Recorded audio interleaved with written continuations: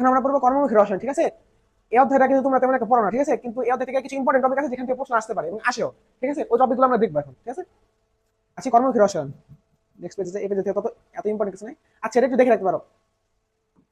সেটা কি করছে? হ্যাঁ, খাদ্য নিরাপত্তা তিনটি ভিত্তির উপর প্রতিষ্ঠিত। খাদ্য নিরাপত্তা কয়টি ভিত্তির উপর প্রতিষ্ঠিত? তিনটি ভিত্তির উপর, তিনটি ভিত্তির উপর প্রতিষ্ঠিত, ঠিক আছে? তিনটা ভিত্তি যা দেখে রাখলাম: পর্যাপ্ত খাদ্য প্রাপ্তি, খাদ্য গ্রহণের সামর্থ্য, আর খাদ্যের সঠিক ব্যবহার। এটা মানে একটা পাশা, ঠিক আছে? পর্যাপ্ত খাদ্যের প্রাপ্তি আর খাদ্য গ্রহণের সামর্থ্য, সামর্থ্য আর সঠিক ব্যবহার সত্য, ঠিক আছে? এখান থেকে তেমন কিছু লাগবে না। আর খাদ্য উৎপাদন বৃদ্ধির জন্য কি কি সার ব্যবহার করে, এটা একটু ইম্পর্টেন্ট আছে। আচ্ছা, এই জিনিসটা একটু একসাথে লিখে রাখো। নাইট্রোজেন লেখো এখানে, ফসফরাস, ঠিক আছে? নাইট্রোজেন, ফসফরাস আর পটাশিয়াম লাগবে। নাইট্রোজেন হলো বৃদ্ধি, ফসফরাস হলো মূল। ফসফরাস কি? ফসফরাস হলো মূল। পটাশিয়াম হলো ফুল ফল। পটাশিয়াম কি? ফুল ফল, ফুল ফল।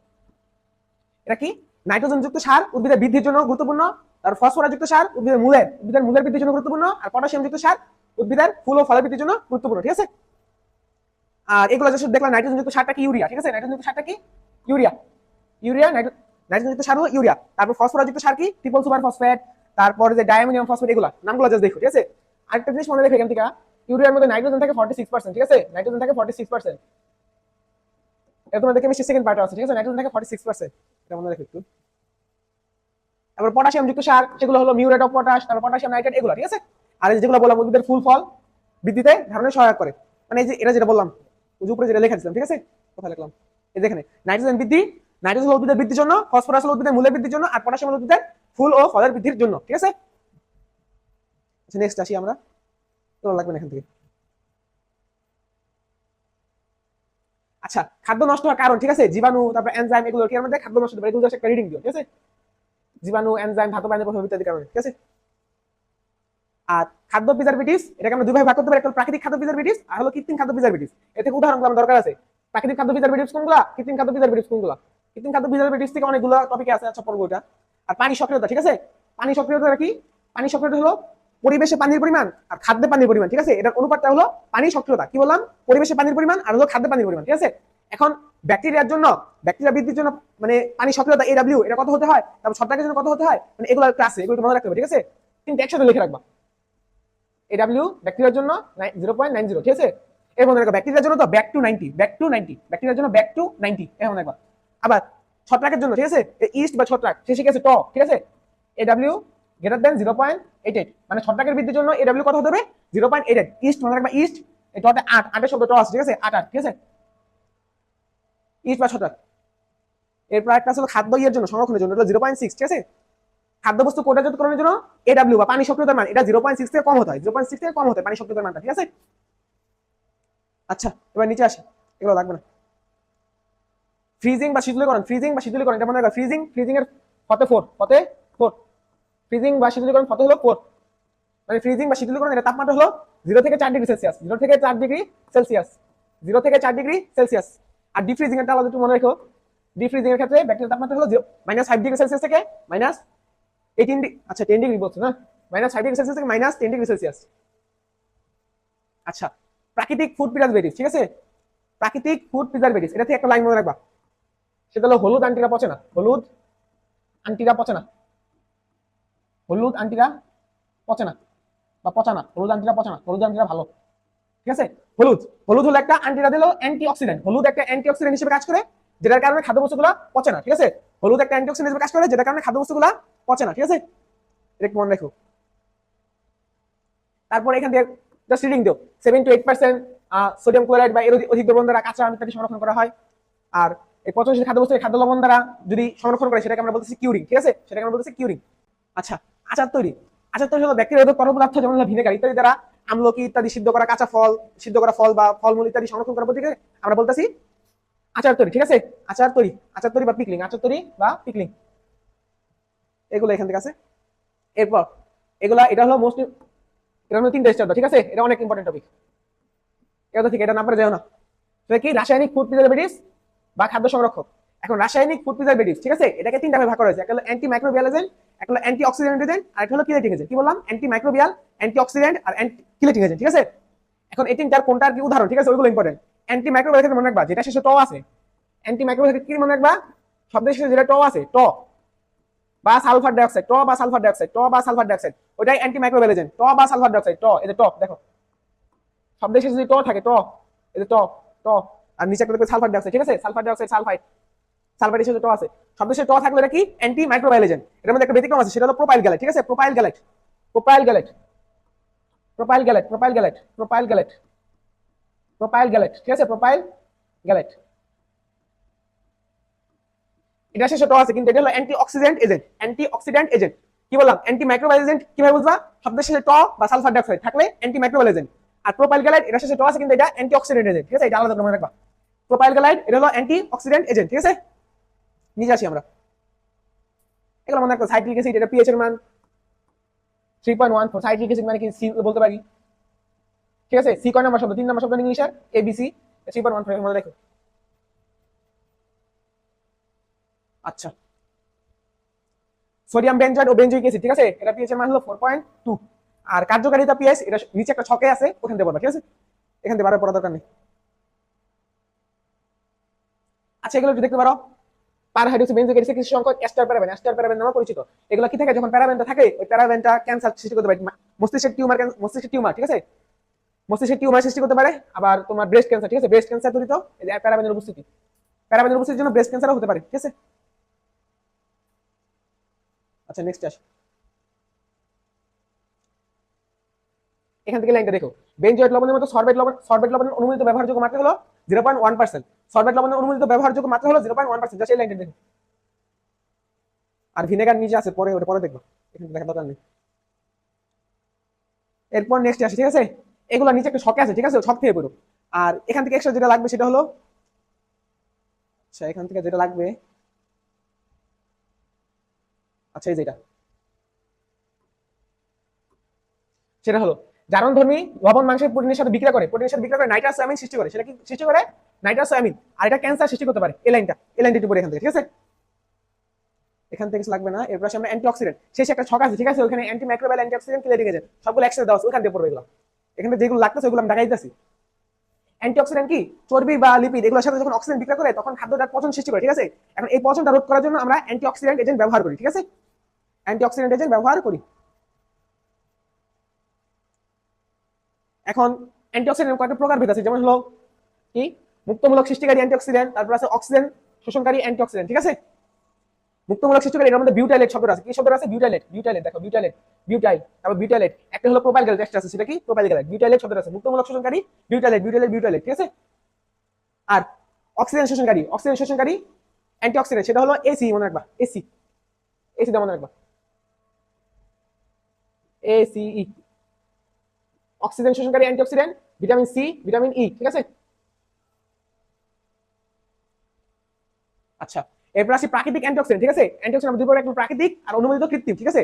এখন প্রাকৃতিকটা একটা সন্দেহের সাহায্যে মনে রাখতে পারো, প্রাকৃতিকটা একটা সন্দেহের সাহায্যে মনে রাখবা, তবে কৃত্রিমটা মনে রাখতে দরকার নেই, করে প্রাকৃতিকটা সেটা হলো কে, CA80, ঠিক আছে, CA80, সিতে কি ভিটামিন সি, আর এতে কি ভিটামিন এ, ভিটামিন এ আরেকটা রূপ হলো বিটা ক্যারোটিন, ভিটামিন এ আর বিটা ক্যারোটিন একই জিনিস, ঠিক আছে। তারপর এস হলো কি সেলেনিয়াম, অ্যাসিডে হলো সেলেনিয়াম, অ্যাসিডে কি সেলেনিয়াম, আর ই তার একটা জিনিস সেটা হলো ভিটামিন ই বা টোকোফেরল, ভিটামিন ই বা টোকোফেরল, এই টোকোফেরল, তারপরে যে টোকোফেরল হলো ভিটামিন ই এর অ্যাক্টিভ ফর্ম, ঠিক আছে।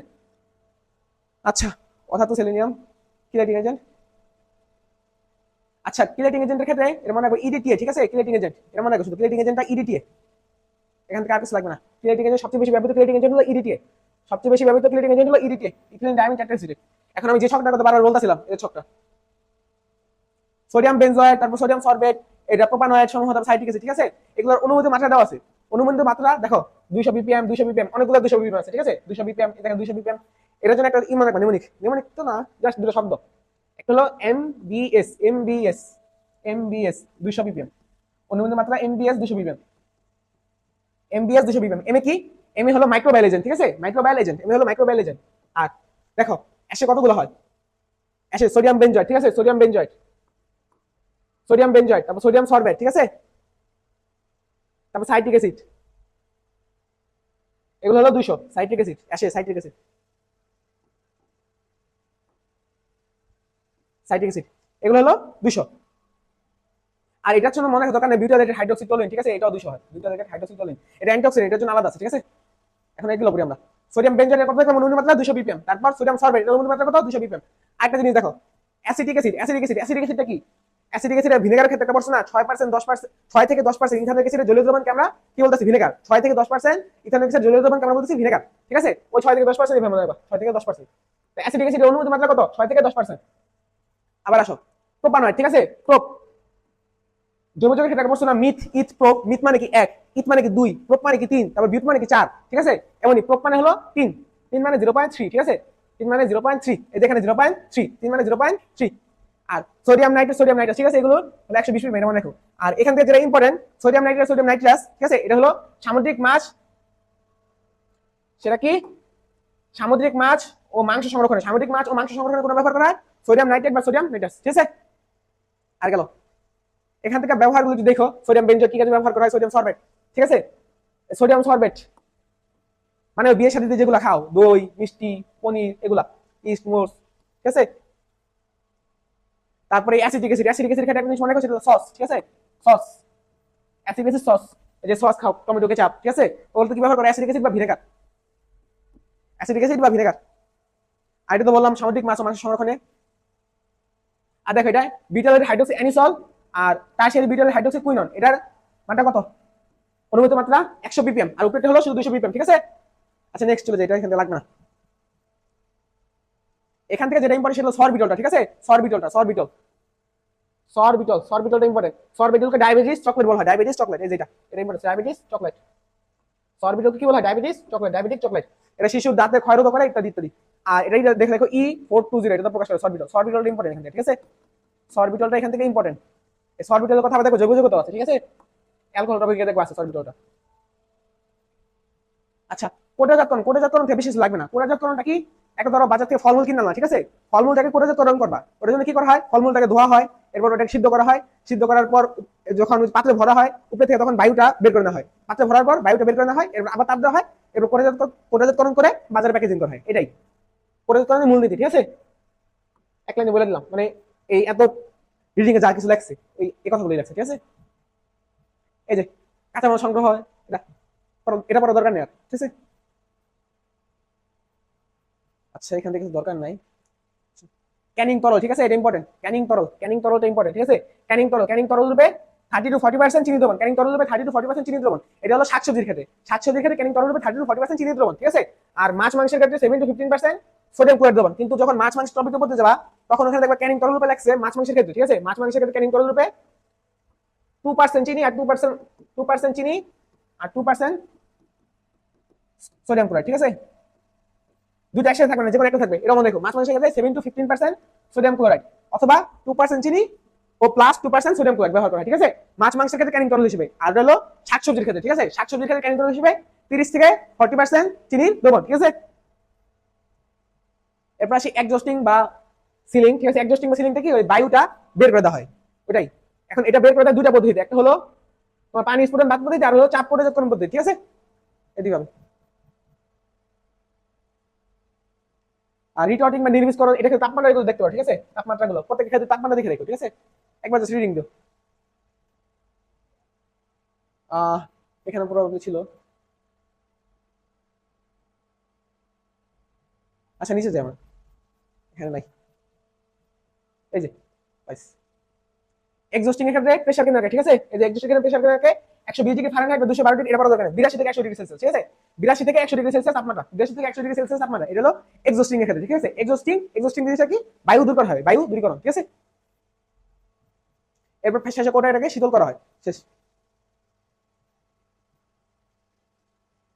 আচ্ছা খাদ্য কোটাজাতকরণে, ঠিক আছে? আগে ব্যবহার করা হতো লোহা, পরে হলো টিনের পাত ব্যবহার করা হয়েছে। পরে কি? টিনের পাত ব্যবহার শুরু হয়েছে, টিনের পাত ব্যবহার শুরু হয়েছে। 1 2 এখান থেকে আর দেখা দরকার নেই কিছু, এখান থেকে দরকার নেই, নিচে চলে যাবো। আচ্ছা ওইগুলোই ক্যানিং তরল রূপে 30 to 40% চিনি দ্রবণ, এটা কিসের জন্য? আম, আম কি বলছিলাম? শাকসবজি বা ফলমূলের জন্য হলো 30 to 40% চিনি দ্রবণ।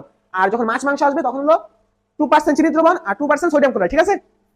আর প্রিজারভেটিভ রূপে, ঠিক আছে? প্রিজারভেটিভ রূপে 0.25% সাইট্রিক অ্যাসিড দ্রবণ, এটা মনে রাখো। সকল শাকসবজির ক্ষেত্রে এটা 0.25% সাইট্রিক অ্যাসিড দ্রবণ, 0.25% সাইট্রিক অ্যাসিড দ্রবণ। শুধু পেয়ারার ক্ষেত্রে অ্যাসকর্বিক অ্যাসিড ব্যবহার করা হয়, পেয়ারার ক্ষেত্রে এক্সট্রা অ্যাসকর্বিক অ্যাসিড ব্যবহার করা হয়, ঠিক আছে? এই সব সব ক্ষেত্রে একই, 30 to 40% চিনি দ্রবণ, 0.25% সাইট্রিক অ্যাসিড দ্রবণ, ঠিক আছে? সাইট্রিক অ্যাসিড দ্রবণ হলো প্রিজারভেটিভ রূপে। মানে সংরক্ষণে, প্রিজারভেটিভ সংরক্ষণে। এগুলো আর পড়া লাগবে না, ঠিক আছে। নেক্সট চলে যাই। আচ্ছা, মাছের কোটাজাতকরণ, ঠিক আছে, মাছ আর মাংসের কোটাজাতকরণ, এটা থেকেও তোমার ক্যানিং তরলটা লাগবে। আর একটা জিনিস মনে রাখো, মাছের মানে চর্বিতে ভিটামিন এ আর ভিটামিন ডি থাকে, ভিটামিন এ আর ভিটামিন ডি, এটা একবার মনে রাখবা। মাছ মাছ কিভাবে ধরি আমরা? ফাঁদ ধরি না? ফাঁদ পাইতে মাছ ধরি না? ফাঁদ, ঠিক আছে, ফাঁদ, ফাঁদ পাইতে আমরা মাছ ধরি, ঠিক আছে। এফ হলো ফিশ, আর ভিটামিন এ আর ভিটামিন ডি, মাছের চর্বিতে ভিটামিন এ আর ভিটামিন ডি থাকে, ঠিক আছে। এখান থেকে এগুলো পড়া লাগবে না। যে ক্যানিং যেটা বলছিলাম, তরল রূপে 2% সোডিয়াম ক্লোরাইড দ্রবণ আর 2% চিনি দ্রবণ, 2% সোডিয়াম ক্লোরাইড দ্রবণ আর 2% চিনি দ্রবণ ব্যবহার করা হয়, ঠিক আছে। এই 2% খাদ্য লবণ, খাদ্য লবণে সোডিয়াম ক্লোরাইড আর 2% চিনি দ্রবণ ব্যবহার করা হয়। দেখো মেডিকেল অ্যাডমিশন আসছে এটা, ঠিক আছে, বড় করে নিই। দেখো 2% খাদ্য লবণ আর 2% চিনি দ্রবণ, ঠিক আছে, ব্যবহার করে ক্যানিং তরল রূপে। এগুলো দরকার নেই। আচ্ছা, সাসপেনশন কোয়াগুলেশন, এটা অনেক ইম্পর্টেন্ট টপিক, এটা ফরেস্টার, ঠিক আছে, এটা পুরো যাইতেই হবে। সাসপেনশন আর কোয়াগুলেশন, ঠিক আছে, সাসপেনশন আর কোয়াগুলেশন এটা পড়তে হবে অধ্যায় থেকে। আচ্ছা, ফার্স্টে আসি সমসত্যি আর অসমসত্যি, সমসত্যি মিশ্রণ আর অসমসত্যি মিশ্রণ। এটা কি? তোমরা চিনি দ্রবণ দেখছো না? চিনি দ্রবণ, তারপর ধরো লবণ পানিতে গোলাইতেছো, ওখানে দেখবা লবণটা গোলানোর সাথে সাথে লবণটা অদৃশ্য হয়ে যায়, মানে সব জায়গায় সমান থাকে, মানে সমানভাবে বিস্তার হয়ে যায়, মানে ছড়া যায় পুরো লবণটা পানিতে। এখন অসমসত্যি দ্রবণ কি? ধরো তুমি পানিতে বালু দিলা, পানিতে বালু দিলে এটা কি মিশবে? মিশবে না, ঠিক আছে। এটা সমসত্যি দ্রবণ আর অসমসত্যি দ্রবণ, ঠিক আছে। সমসত্যি দ্রবণ কি? Same composition, same composition, same composition থাকে, same composition all through the same composition. Same composition মানে কি? সব জায়গায় সেম থাকে, ঘনত্বটা সেম হয়ে যায়, এটা হলো সমসত্য।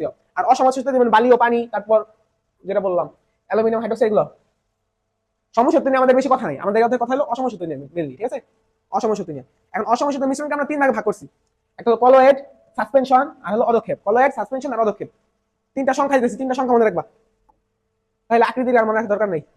0.1, ঠিক আছে, 0.1 2, আরে 0.1 2 আর 500, ঠিক আছে, 0.1 2 আর 500, 0.1 2 500 একক কি? ন্যানোমিটার, ন্যানোমিটার, ন্যানোমিটার একক, ঠিক আছে। এখন সমসত্য দ্রবণ, সমসত্য দ্রবণের কণাগুলোর আকৃতি 0.1 থেকে 2 ন্যানোমিটার, 0.1 থেকে 2 ন্যানোমিটার। নেক্সট আসি কলয়েড, ঠিক আছে, কলয়েড হলো 2 থেকে 500, কলয়েড হলো 2 থেকে 500, কলয়েডের কত? 2 থেকে 500। আর সাসপেনশনের ক্ষেত্রে গ্রেটার দেন 500, সাসপেনশনের ক্ষেত্রে গ্রেটার দেন 500, ঠিক আছে। এই যে প্রথম নাম্বার 0.2 2 500, এভাবে মনে রাখবো। এরপরে এই ছকটা তো সবচেয়ে বেশি ইম্পর্টেন্ট, ঠিক আছে, এই ছকটা মেডিকেলের প্রত্যেকটা ছকই ইম্পর্টেন্ট, ঠিক আছে, বইয়ের ম্যাক্সিমাম ছকই। আচ্ছা, ওই কণাগুলো ব্যাস কিভাবে মনে রাখতে বলে দিলাম, ঠিক আছে, এটা তো বলে দিলাম। 0.1 2 500 এভাবে মনে রাখবো। 0.1 ফার্স্টে 0.1 2 500, ঠিক আছে।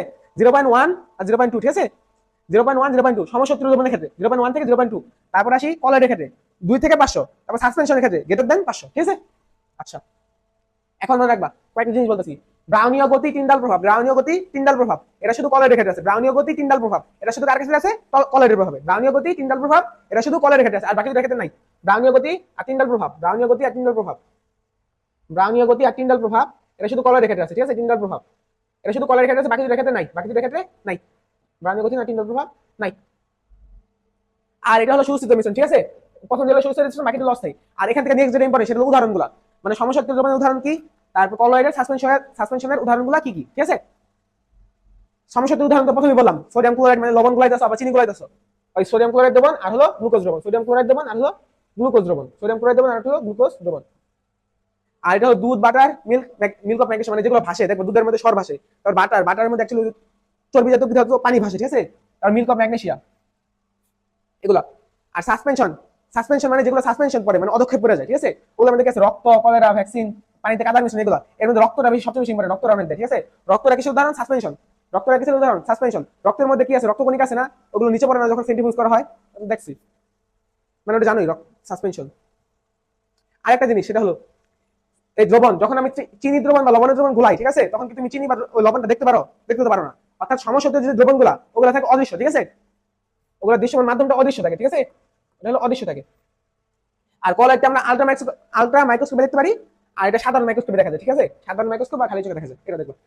আচ্ছা, নেক্সট আসি, কলয়েডের একটা উদাহরণ দেওয়া আছে, কলয়েডের উদাহরণ হলো দুধ, আমি উদাহরণগুলো এখান থেকে পড়বা, এখান থেকে দেখা দরকার নেই।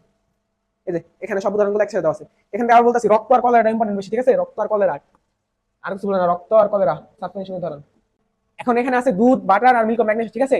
এটার মধ্যে হলো বিস্তরণ মাধ্যম আর বিস্তরণ কণা। বিস্তরণ মাধ্যমটা কি? মানে ধরো যেটা বেশি আছে, বেশি বলতে কি, ধরো এই যে দুধের মধ্যে কি শর্ট উপরে ভাসে না, দুধের উপরে তো শর্ট উপরে ভাসে। এখন বিস্তরণ মাধ্যম এটা হলো পানি, মানে পানির উপরে শর্টটা ভাসে। এখন বিস্তরণ কণা যদি আমি বলি তাহলে দুধের শর্ট, ঠিক আছে এটাই। এখন দুধের বেলা, ঠিক আছে, দুধের বেলা বিস্তরণ মাধ্যম হলো পানি, আর বস্তু কণা হলো চর্বি ও প্রোটিন, চর্বি ও প্রোটিন। আচ্ছা দুধের একটা আলাদা টপিক আছে, গরুর দুধ ইত্যাদির দুধের মানে কত কি কি প্রোটিন থাকে ওগুলো ওখান থেকে দেখবো, ঠিক আছে। আর বাটারের বেলায় দেখো বিস্তরণ মাধ্যম হলো চর্বি ঢালা, বিস্তরণ মাধ্যম কি চর্বি ঢালা। এখানে একটা কনফিউজ হতে পারে, পানিটা হলো বিস্তরণ মানে গুচ্ছ অণু, পানিটা এখানে বিস্তরণ অণু, ঠিক আছে, বিস্তরণ মাধ্যম কিন্তু চর্বি ঢালা, একটা কঠিন পদার্থ, চর্বি কিন্তু কঠিন পদার্থ, ঠিক আছে, কঠিন পদার্থ হওয়ার সাথে এটা বিস্তরণ মাধ্যম, কারণ এটা বাটারের ক্ষেত্রে ইটা বেশি থাকে, চর্বি মানে চর্বিটা বেশি থাকে এই জন্য। তারপর মিল্ক অফ ম্যাগনেসিয়া, এটার মধ্যে বিস্তরণ মাধ্যম হলো পানি, বিস্তরণ মাধ্যম কি দেখাচ্ছে পানি, আর বিস্তরণ বস্তু কণা হলো magnesium hydroxide, milk of lime. Milk of লাইমের সংখ্যাটা দেখো, এটা ক্যালসিয়াম হাইড্রোক্সাইড প্লাস পানি, ঠিক আছে। আচ্ছা কলাইডের বিশেষ ধর্ম, কলাইডের বিশেষ ধর্মের মধ্যে আছে ব্রাউনীয় গতি, টিন্ডাল প্রভাব, ঠিক আছে। ব্রাউনীয় গতিটা কি, কলাইড কণাগুলো সবসময় তরলের উপর মানে হ্যাফেজেড ভাবে দৌড়াদৌড়ি করে, মানে এলোমেলো ভাবে দৌড়াদৌড়ি করে, ঠিক আছে। কলাইড কণাগুলো তরলের উপর বা মাধ্যমের উপর সবসময় এলোমেলো ভাবে দৌড়াদৌড়ি করে, এই দৌড়াদৌড়িটাকে আমরা বলতেছি ব্রাউনীয় গতি বা এলোপাথে দৌড়াদৌড়ি করে, ঠিক আছে। এখন ব্রাউনীয় গতি এটাকে আবিষ্কার করছে বলো দেখি, ব্রাউনীয় গতি আবিষ্কার করছে কিন্তু আইনস্টাইন, এটা কিন্তু ফিজিক্স ফার্স্ট পেপার আছে, ঠিক আছে। ব্রাউনীয় গতির আবিষ্কার করলো বিজ্ঞানী আইনস্টাইন, একসাথে বললাম ব্রাউনীয় গতির আবিষ্কার করলো বিজ্ঞানী আইনস্টাইন, ঠিক আছে। আবিষ্কারক নাম অনুসারে ব্রাউনীয় গতি বলা হয়, কিন্তু এটা আবিষ্কার করলো বিজ্ঞানী আইনস্টাইন, ব্রাউনীয় গতি, ঠিক আছে, আবিষ্কার করছে বিজ্ঞানী আইনস্টাইন, মনে রাখো এটা। আচ্ছা ব্রাউনীয় গতির ভূমিকা এগুলো লাগবে না। আর আছে টিন্ডাল প্রভাব, টিন্ডাল প্রভাবটা কি, টিন্ডাল প্রভাব ধরো হলো একটা কলয়েডের আছে দ্রবণ আছে, এটার মধ্যে যদি আমরা আলো পাস করাই আলোটা বিচ্ছুরণ হয়ে যায়, এটাকে বলছে আমরা টিন্ডাল প্রভাব। একটা কলয়েডের মিশ্রণ এটার মধ্যে যদি ধরো একটা সাদা আলো পাস করাই, ঠিক আছে, ওই আলোটা বিচ্ছুরিত হয়, এই প্রভাবটাকে আমরা বলছি টিন্ডাল প্রভাব, ঠিক আছে।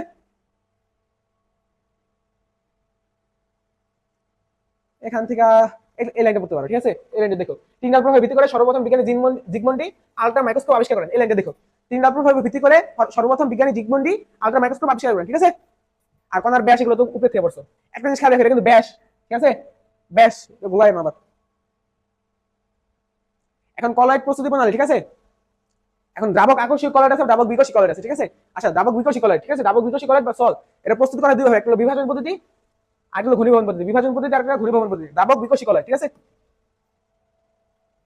বিভাজন মানে একটা জিনিস দা বিভাজন হবে কখন, কোনো কিছু পাপ কাজ করলে, ঠিক আছে, পাপ কাজ করলে বিভাজিত হয়ে যায়, মানে পেপটাইজেশন পদ্ধতি, জাস্ট মনে রাখা, জাস্ট হেডলাইন গুলো পড়বে এখান থেকে।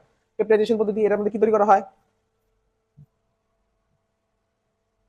তারপর বিজারণ পদ্ধতি, বিজারণ যদি থাকবে সাথে জারণ তো অবশ্যই থাকবে, বিজারণ পদ্ধতি, জারণ পদ্ধতি, এগুলা জাস্ট হেডলাইন গুলা। এবং এখানে আসি দ্রাবক আকর্ষী, দ্রাবক বিকর্ষী, যেটা বলছিলাম প্রথমে, দ্রাবক আকর্ষী আর দ্রাবক বিকর্ষী কলয়েড, ঠিক আছে। এটার স্থিতির কারণ হলো তিনটি, ঠিক আছে। দ্রাবক আকর্ষী, আকর্ষণ জিনিসের কারণ বেশি থাকে, আকর্ষণ জিনিসটা ভালো বেশি না, তাহলে এটার স্থিতির কারণ হলো তিনটা আর এর স্থিতির কারণ হলো দুইটা। এটা হলো ব্রাউনীয় গতি আর কলয়েডের একই চার্জ, আর এটার মধ্যে আছে দ্রাবকায়ন, দ্রাবকায়ন এক্সট্রা আছে, ঠিক আছে, দ্রাবকায়ন। এই দুটো কিন্তু একই, ব্রাউনীয় গতি, কলয়েডের ব্রাউনীয় গতি আর একই চার্জের উপস্থিতি, ব্রাউনীয় গতি আর একই চার্জের উপস্থিতি। এটা আমি একটা মনে রাখতাম, মানে দ্রাবিড় ব্রোকে চাই, মানে সন্দেহ মনে রাখতাম, দ্রাবিড় ব্রোকে চাই, ব্রোকে চাই। দ্রাবক আকর্ষণের ক্ষেত্রে একই চাহিদা হলো একই চার্জের উপস্থিতি, এই ব্রোকেট হলো ব্রাউনীয় গতি, ঠিক আছে, আর দ্রাবিড় হলো দ্রাবকায়ন, ঠিক আছে। দ্রাবক আকর্ষিক এই কলয়েডের ক্ষেত্রে দ্রাবকায়ন এটা হলো এক্সট্রা, ঠিক আছে, বাকি দুটো কিন্তু সেম, ব্রাউনীয় গতি আর কলয়েডের একই চার্জের উপস্থিতি, ঠিক আছে, এই দুটো সেম দুটোর ক্ষেত্রে। দ্রাবক আকর্ষণের ক্ষেত্রে দ্রাবকায়নটা এক্সট্রা, মানে বৈশিক এটা স্থায়িত্বের কারণ। নেক্সট আসি আমরা।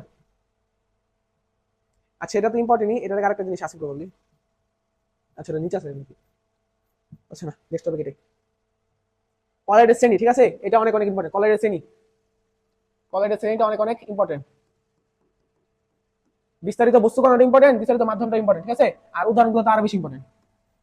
বিস্তারিত বস্তু কণাটা একবার রিডিং দিয়ে যাবে, ঠিক আছে। আচ্ছা আমি কয়েকটা বলে দিই, ইমালশন, ঠিক আছে, ইমালশন এখানে লতা মনে রাখবা, এই যে ইমাল, ঠিক আছে, ইমাল, ইমালশন, ঠিক আছে, এটা অয়েল শব্দের সাথে মিল আছে না, অয়েল, অয়েল জিনিসটা কি তরল না, তরল তরল থাকে, ঠিক আছে, তরল তরল, তরল কঠিনটা খুব কম আসে, বাজারের ক্ষেত্রে উদাহরণ, ঠিক আছে, তরল তরল মনে রাখবা, ইমালশন তরল তরল, বিস্তারণ মাধ্যম তরল, বিস্তারিত বস্তু কণাও তরল, ঠিক আছে। তারপর অ্যারোসল, ঠিক আছে, অ্যারোসল দেখো শব্দে আছে অ্যারোসল, অ্যারোসল এয়ার, অ্যারোসল বলতে পারি আমি এয়ার, আর বিস্তারের মাধ্যমটা হলো গ্যাস, দেখো বিস্তারের মাধ্যমটা উভয় ক্ষেত্রে গ্যাস, আর এক জায়গায় তরল এক জায়গায় কঠিন, শেষ গেল। আর ফোম, ফোমের ক্ষেত্রে হলো তরল আর গ্যাস, ফোমের ক্ষেত্রে হলো তরল আর গ্যাস। ফোম দেখছো না ওই যে সাবানের ফ্যানে, সাবানের ফ্যানে ওঠে, ধরো একটা তরল থাকে, ঠিক আছে, তরলের উপরে এরকম সাবানের ফ্যানে থাকে না, সাবানের ফ্যানের এই ফোম, ঠিক আছে, উদাহরণ আছে, উদাহরণ দেখলে বুঝবা, ওটা থাকে গ্যাসীয়, আর সাবানের ফ্যানটা কিসের উপরে থাকে, তরলের উপরে থাকে না, এখন জেলটা মনে রাখো তরল, বিস্তরণ বস্তু হলো তরল, আর বিস্তরণের মাধ্যম হলো কঠিন। ঠিক আছে, গেল। এগুলো জাস্ট যেভাবে বললাম এইভাবে মনে রেখো। উদাহরণগুলো হলো সবচেয়ে বেশি ইম্পর্টেন্ট। ঠিক আছে, উদাহরণগুলো কি সবচেয়ে বেশি ইম্পর্টেন্ট। ফার্স্ট আসি জেলেরটা। ঠিক আছে, জেল কেমন মনে রাখবা? জেল, জেল জেলি পনির দই জুতার কালি, এভাবে মনে রাখবা। জেল জেলি পনির দই জুতার কালি, জেল জেলি পনির দই জুতার কালি। ডিরেক্ট লাইন মনে রাখবা, জেল জেলি পনির দই জুতার কালি। এর জন্য নেমনিক দরকার নেই, ডিরেক্ট জেল জেলি পনির দই জুতার কালি, জেল জেলি পনির দই জুতার কালি, এভাবে। ঠিক আছে, পনির দই জুতার কালি। আর এটা আচ্ছা, এটার উদাহরণগুলো না নিচে দেওয়া আছে সলের। ঠিক আছে, সলের উদাহরণ। আচ্ছা দেখি, এই যে সলের উদাহরণগুলো ওই ছকের পুরাটা নাই, এখানে অনেকগুলো আছে। ঠিক আছে, এখান থেকে বলো সল, এটা কঠিন সল আর তরল সল হতে পারে। ঠিক আছে, কঠিন সল এখানে একটা শব্দ মনে রাখবো, সজরে। কঠিন সল, সল মানে শক্ত। ঠিক আছে, সল শক্ত, শক্ত বললাম সজরে, শক্ত কি সজরে। সলের ক্ষেত্রে সজরে, সল সজরে। সজরে কি? শত হলো সংকর ধাতু, যত হলো জেম পাত্র। ঠিক আছে, আর রত হলো রঙিন কাজ, রত কি রঙিন কাজ। ঠিক আছে, এটা মনে রাখো। কঠিনের ক্ষেত্রে ঘোলা পানি, ঘোলা পানি আর দেহ কষ্ট। ঠিক আছে, এই জিনিসটা একটু মনে রাখো, ঘোলা পানি আর দেহ কষ্ট, এটা হলো কঠিন সলের উদাহরণ, তরল সলের উদাহরণ। ঠিক আছে, এর মধ্যে বিস্তরণ বস্তু হলো কঠিন। ঠিক আছে, তো সলটা আশা করি বুঝতে পারছো। সল কয় প্রকার? সল আছে দুই প্রকার, এটা কঠিন কঠিন হতে পারে, একটা কঠিন তরল হতে পারে। ঠিক আছে, কঠিন সল কিভাবে মনে রাখবা? সজোরে দা, সংকর ধাতু, জেম পাথর, রঙিন কাজ। ঠিক আছে, আর এই তরল সলের ক্ষেত্রে দুটো জিনিস মনে রাখো, দেহকোষ তরল আর হলো ঘোলা পানি, দেহকোষ তরল আর হলো ঘোলা পানি। ঠিক আছে, আচ্ছা আবার আমরা উপরে ছোট চলে যাই।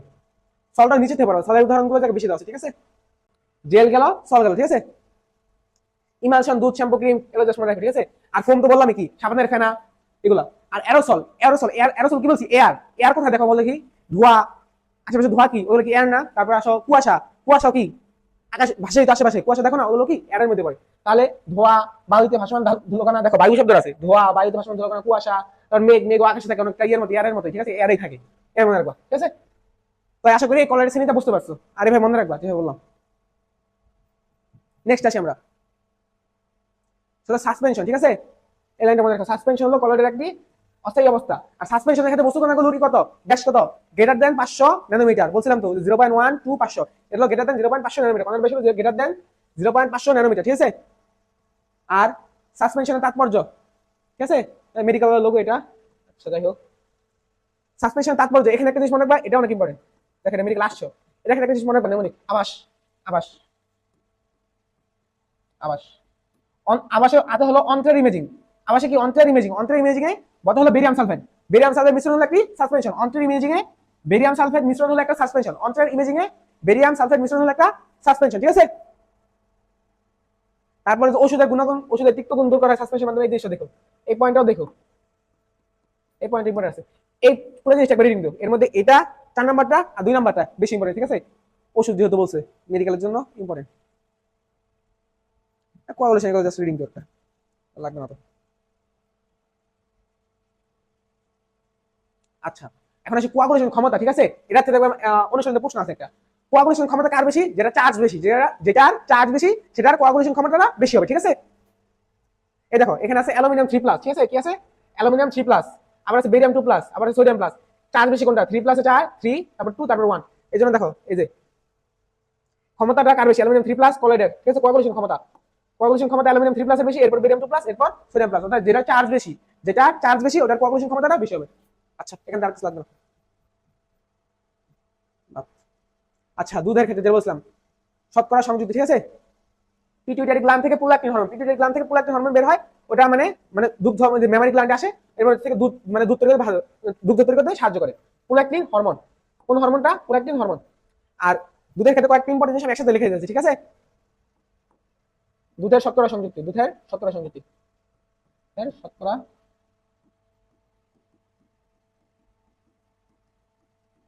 আচ্ছা, ফার্স্টে আছে দুধে কি কি ধরনের প্রোটিন থাকে। ঠিক আছে, প্রোটিন, প্রোটিন, প্রোটিন এখানে মনে রাখবা কাজিন, কাজিন আছে না? কাজিন মানে কি? ভাই বোন। এখানে মনে রাখবা ক্যাজিন। ঠিক আছে, ক্যাজিন, ক্যাজিন এলো গ্লোবে, ক্যাজিন এলো গ্লোবে, ক্যাজিন এলো গ্লোবে, ক্যাজিন এলো গ্লোবে। ক্যাজিনটা হলো ক্যাজিন। ঠিক আছে, ক্যাজিন একটা প্রোটিন, ক্যাজিন, ক্যাজিন, ক্যাজিন। এলো হলো ল্যাক্টোঅ্যালবুমিন, আর গ্লোবেল হলো ল্যাক্টোগ্লোবুলিন। ল্যাক্টোঅ্যালবুমিন আর ল্যাক্টোগ্লোবুলিন। এখন ক্যাজিন। ঠিক আছে, ক্যাজিনের ক্ষেত্রে একটা জিনিস মনে রাখতে হবে, ক্যাজিন। ঠিক আছে, ক্যাজিন এটা হলো প্রধান প্রোটিন। দুধের প্রধান প্রোটিন কি? ক্যাজিন। দুধের প্রধান প্রোটিন কি? ক্যাজিন। প্রধান প্রোটিন হলো ক্যাজিন। আবার ক্যাজিন একটা হলো ফসফোর প্রোটিন। ক্যাজিন একটা কি? Phosphor protein. ক্যাজিন একটা কি? Phosphor protein, ফসফো protein. আর ক্যাজিন এটা হলো 4 প্রকার, ঠিক আছে? ক্যাজিন কি 4 প্রকার, 4 প্রকারের মধ্যে আছে alpha S1, alpha S2, S1 S2 alpha S2, beta kappa, এগুলো ঠিক আছে। আর 4 প্রকার এটা মনে রাখো, বিটা কাপ্পা। এবার আরেকটা জিনিস আছে, সেটা হলো দুধের একটা উপাদান, সেটা হলো ল্যাকটোজ, ঠিক আছে? Lactose lactose lactose lactose lactose থেকে আমরা ভাঙলে আমরা কি পাই? Glucose plus galactose, glucose plus galactose, glucose plus galactose, glucose plus galactose, glucose plus galactose, glucose plus galactose, galactose galactose, glucose plus galactose. Lactose এখানে মনে রাখবা ও, ঠিক আছে? ও ও মনে রাখো, ল্যাকটোজ এখানে ও। ওটা কি? ও তো হলো অসমল রূপে থাকে, ঠিক আছে? ও তো ল্যাকটোজটা কি রূপে থাকে? অসমল রূপে, অসমল রূপে, অসমল রূপে। ল্যাকটোজটা অসমল রূপে থাকে, ল্যাকটোজটা দুধে কি রূপে থাকে? অসমল রূপে। আর হলো ওটা হলো অসমোসিস, ঠিক আছে? ওতে কি? অসমোসিস, অসমোসিস প্রক্রিয়া পানি ধরে রাখে, অসমোসিস। ল্যাকটোজটা অসমোসিস প্রক্রিয়া পানি ধরে রাখে। এই গেল ল্যাকটোজ কি ধরে? গ্লুকোজ প্লাস গ্ল্যাকটোজ, ঠিক আছে? গ্লুকোজ প্লাস গ্ল্যাকটোজ, আর অসমল হিসেবে থাকে, আর অসমোসিস প্রক্রিয়া পানি ধরে রাখে। আর নেক্সট টপিক, সেটা হলো খনিজ উপাদান, ঠিক আছে? খনিজ উপাদান, কোন খনিজ উপাদানটা দুধে বেশি থাকে, কোন খনিজ উপাদানটা কম থাকে? খনিজ উপাদান, ঠিক আছে? বেশি থাকে কোনটা আর কম থাকে কোনটা, ঠিক আছে? কম থাকে বা থাকে না, কম থাকে বা থাকে না। বেশি থাকে হলো ক্যাপকে, বেশি থাকে কি? ক্যাপকে, ক্যাপকে। আর কম থাকে হলো কুফে, কম থাকে কি? কুফে। ক্যাপকে কি? ক্যালসিয়াম, ফসফরাস, পটাশিয়াম, এটা হলো বেশি থাকে দুধে। আর কপার আর ফেরাম এটা হলো কম থাকে। আর একটা জিনিস মনে রাখবা, ভিটামিন এ, ঠিক আছে? ভিটামিন এ এটা হলো দুধে বেশি থাকে। আর ভিটামিন ডি আর ভিটামিন সি এদের থাকে না। ভিটামিন ডি আর ভিটামিন সি এদের থাকে না, ঠিক আছে? গেল এই জিনিসগুলো মূলত আছে, ঠিক আছে? দুধের ক্ষেত্রে যা যা লিখে দিছি শতকরা সংযুক্তি এগুলাই এখানে দেখাই দিই, ঠিক আছে? এই যে প্রোল্যাক্টিন নামক হরমোন রক্ত প্রবাহিত মামেরিক গ্ল্যান্ড আসে। আর দুধের পিএইচটা ইম্পর্টেন্ট, দুধের পিএইচটা, ঠিক আছে? দুধের পিএইচটা 6.6 থেকে 6.9, 6.6 থেকে 6.9। তারপর কি বলছে আমরা? তিনটা ক্যাজিন, কাজিন গ্লোবালো, ক্যাজিন, ল্যাক্টোঅ্যালবুমিন, ল্যাক্টোগ্লোবালিন, ঠিক আছে? 3 শ্রেণীর প্রোটিন আছে। গেল এখান থেকে। আচ্ছা, এই টপিকটা, ঠিক আছে? মানুষেরটা পুরো পড়বা। মানুষের ক্ষেত্রে পানির কতটুকু আছে, চর্বি কতটুকু আছে, এটা পুরোটা পড়বা। মানুষেরটা, মানুষেরটা পুরোটা পড়বা। আর এখান থেকে কি পড়বা? যেমন কার দুধে ই বেশি, শক্তি বেশি।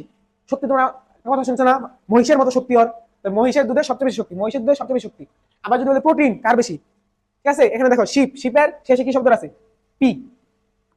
শিপের শেষে কি শব্দ আছে? শিপ বা ভেড়া, পি। প্রোটিন সবচেয়ে কার বেশি? ভেড়ার। আর ল্যাকটোজ সবচেয়ে কার বেশি? এটা মানুষের, এটা সবচেয়ে বেশি ইম্পর্টেন্ট, ঠিক আছে? ল্যাকটোজ কার দুধে সবচেয়ে বেশি? মানুষের দুধে সবচেয়ে ল্যাকটোজ বেশি, ঠিক আছে? এটা বেশি ইম্পর্টেন্ট। মানুষেরটা পুরোটা পড়ে, মানুষের পানি, চর্বির পরিমাণ, প্রোটিনের পরিমাণ, এই পুরোটা পড়ে। বাকিগুলো পড়া লাগবে না। বাকিগুলো যেগুলো বললাম বেশি বেশি কোনটা, এটা পড়ে। আচ্ছা, দুধ থেকে মাখন, মাখন পৃথিবীকরণ, ঠিক আছে? এটা একটা মোটামুটি ইম্পর্টেন্স, দুধ থেকে মাখন পৃথিবীকরণ।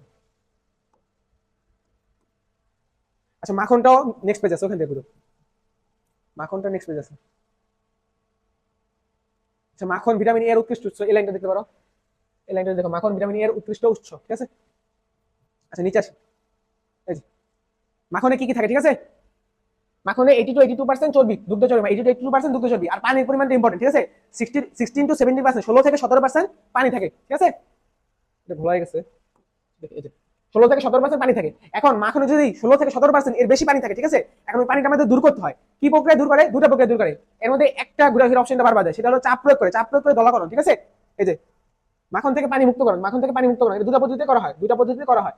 একটা হলো পুরোপুরি ধৌতকরণ, আর এই যে চাপ প্রয়োগে দলাকরণ। দেখবে এটাই বারবার দিচ্ছে, ঠিক আছে? অনুশীলনের প্রশ্নগুলো দেখো, এই সেকেন্ড অপশনটা বারবার দিচ্ছে। আচ্ছা, এখান থেকে পড়ার কিছু নাই,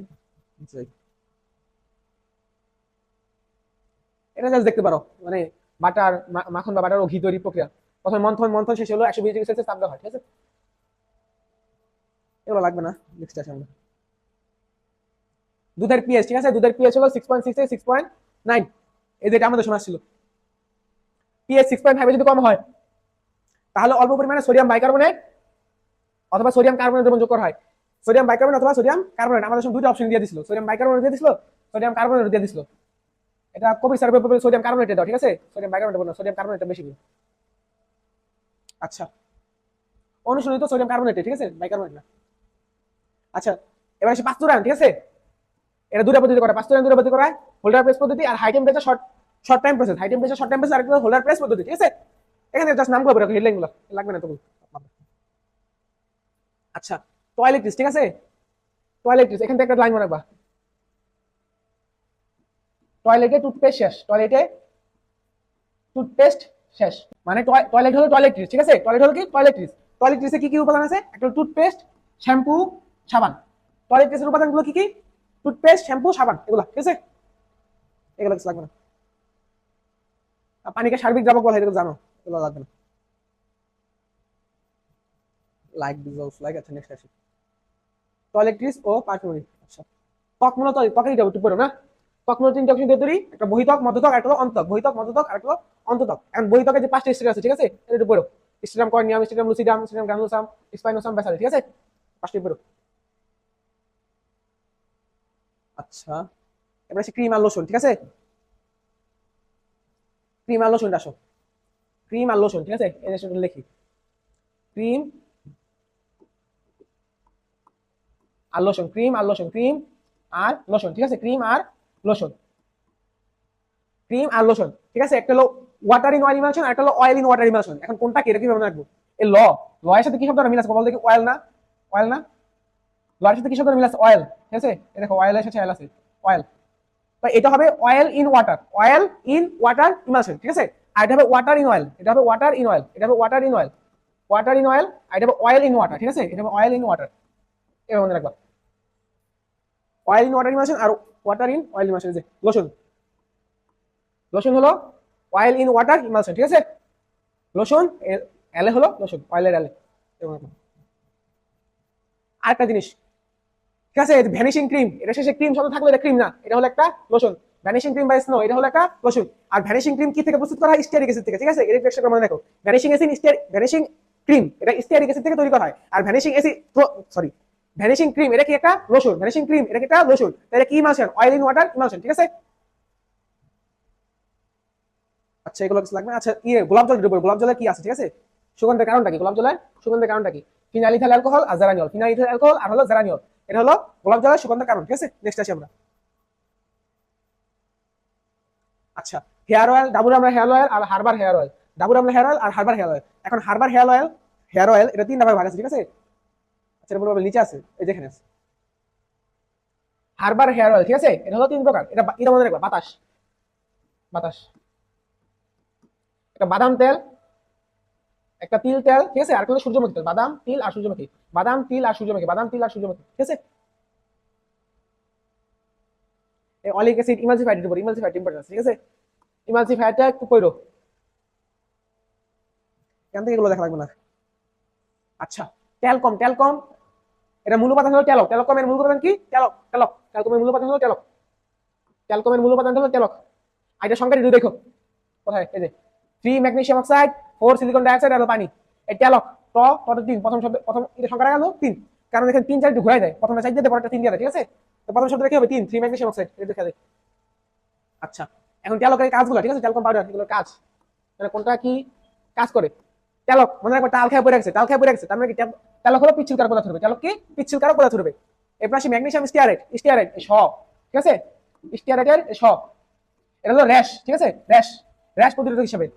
তারপর ক্যালসিয়াম কার্বনেট, ক্যালসিয়াম কার্বনেট, ঠিক আছে, এটা আমি একটা লাইন মনে রাখতাম, কার্বন ঝরে পড়ে গেছে, ঠিক আছে, যদি লাইনটি একটু অট কিন্তু মনে থাকতো আমার, ঠিক আছে, কার্বন, ক্যালসিয়াম কার্বনেট আর ঝরে পড়ে গেছে, ঠিক আছে, ঝরঝরে করে।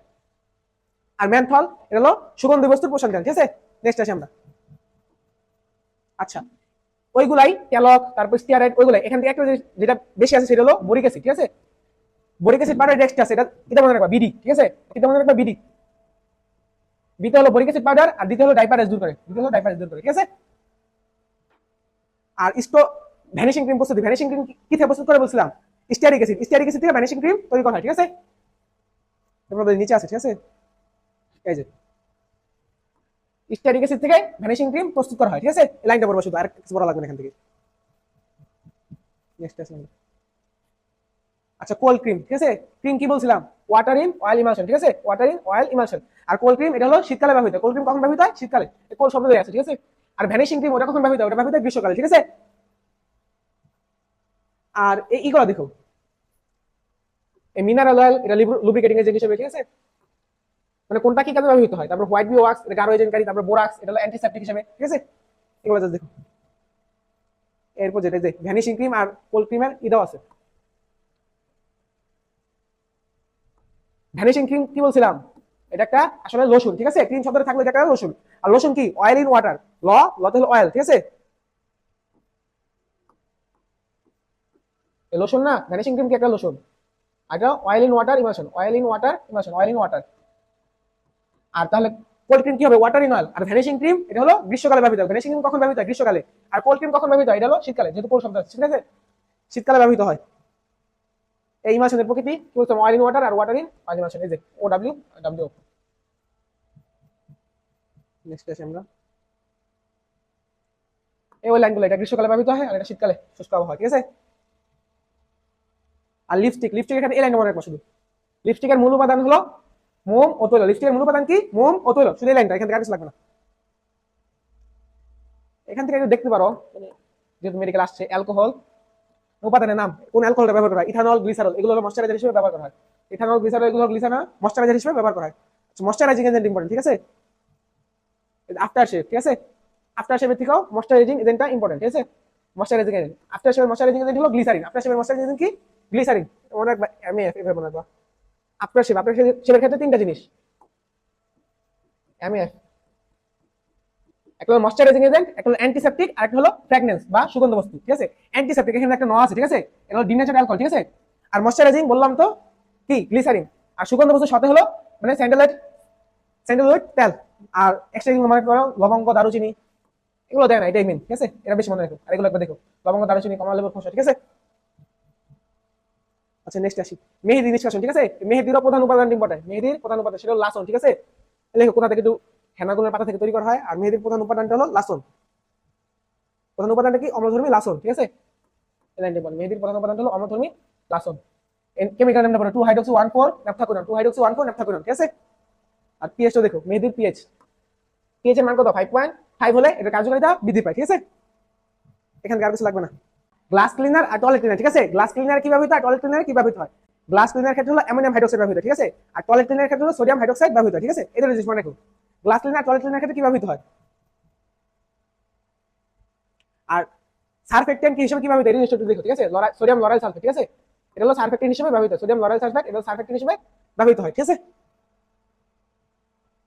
আচ্ছা, এখান থেকে টয়লেট ক্লিনার ক্ষেত্রে একটু দেখো, কস্টিক সোডাটা দেখো আর ফেনলটা দেখো, ঠিক আছে। ফেনল দুর্গন্ধনাশক, জীবাণুনাশক হিসেবে ব্যবহৃত হয়। আর কস্টিক সোডা বা সোডিয়াম হাইড্রোক্সাইড এটা কি কাজে ব্যবহৃত হয়, চর্বি বা গ্রিজের দ্রাবক হিসেবে ব্যবহৃত হয়, ঠিক আছে। আর পরিষ্কার করে কৌশল এগুলো লাগবে না, নিচে যাই। আচ্ছা, এই যে ওই কথাটাই, টয়লেট ক্লিনার ক্ষেত্রে কস্টিক সোডা বা সোডিয়াম হাইড্রোক্সাইড, আর গ্লাস ক্লিনার ক্ষেত্রে অ্যামোনিয়া দ্রবণ বা অ্যামোনিয়াম হাইড্রোক্সাইড ব্যবহার করা হয়, ঠিক আছে। এবার আসি ভিনেগার প্রস্তুতি, ঠিক আছে। মল্ট ভিনেগার প্রস্তুতি, ভিনেগারটা কি, 6 থেকে ইথানয়িক অ্যাসিডে 6 থেকে 10% জলীয় দ্রবণকে আমরা বলতেছি ভিনেগার, 6 থেকে 10% জলীয় দ্রবণকে আমরা বলতেছি ভিনেগার। ইথানয়িক অ্যাসিডের 6 থেকে 10% জলীয় দ্রবণ, ঠিক আছে, লঘু জলীয় দ্রবণকে আমরা বলতেছি ভিনেগার বা মল্ট ভিনেগার, যেটাই। এখন ভিনেগার প্রস্তুতির ক্ষেত্রে তোমার প্রয়োজনীয় বস্তুর মধ্যে, ঠিক আছে, এই 4 নম্বর পয়েন্ট একটু ইম্পর্টেন্ট আছে, ঠিক আছে। 4 নম্বর পয়েন্টটা অ্যামোনিয়াম সালফাইড এর লবণ, আর হলো অ্যামোনিয়াম সালফাইড লবণ আর অ্যামোনিয়াম ফসফেট লবণ, এটা ব্যবহার করা, ঠিক আছে। আর এখান থেকে কিছু লাগবে না, এখান থেকে দুটো বিক্রিয়া লাগবে, ঠিক আছে। প্রথমে কি হয়, চিনি, আচ্ছা, চিনি বা সুক্রোজ, ঠিক আছে, বা চিনি বা সুক্রোজ থাকে C12H22 অলিভেন এলো চিনি সংকেত, এটা থেকে ইনভার্টেজ এনজাইম কাজ করে, ইনভার্টেজ এনজাইম কাজ করে ইনভার্ট সুগার। ইনভার্ট সুগারটা কি, গ্লুকোজ আর সুক্রোজের মিশ্রণ, গ্লুকোজ আর সুক্রোজের মিশ্রণ, ঠিক আছে। ইনভার্টেজ এনজাইমটা কাজ করে ইনভার্ট চিনি তৈরি করে। এখন ইনভার্ট চিনি তৈরি করার পরে জাইমেজ এনজাইম ওটা প্রক্রিয়া করে ইথাইল অ্যালকোহল, ইথাইল অ্যালকোহল বা ইথানল তৈরি করে, ঠিক আছে। ইথাইল অ্যালকোহল বা ইথানল, জাইমেজ এনজাইমটা কাজ করে ইথাইল অ্যালকোহল বা ইথানল তৈরি করে, ঠিক আছে। এখন আমার আলটিমেট টার্গেট কি, ইথানোয়িক অ্যাসিড তৈরি করতে হবে না, যেহেতু 6 থেকে 10% ইথানোয়িক অ্যাসিড জলীয় দ্রবণকে আমরা ভিনেগার বলতেছি। এখন ইথানল থেকে ইথানোয়িক অ্যাসিড তৈরি করতে কি করতে হবে, জারণ করতে হবে। জারণ করে কি দাও, অক্সিজেন দাও, ঠিক আছে। জারণ করে আমরা অক্সিজেন দাও, এই অক্সিজেনটা জারণ করতে হবে, ঠিক আছে।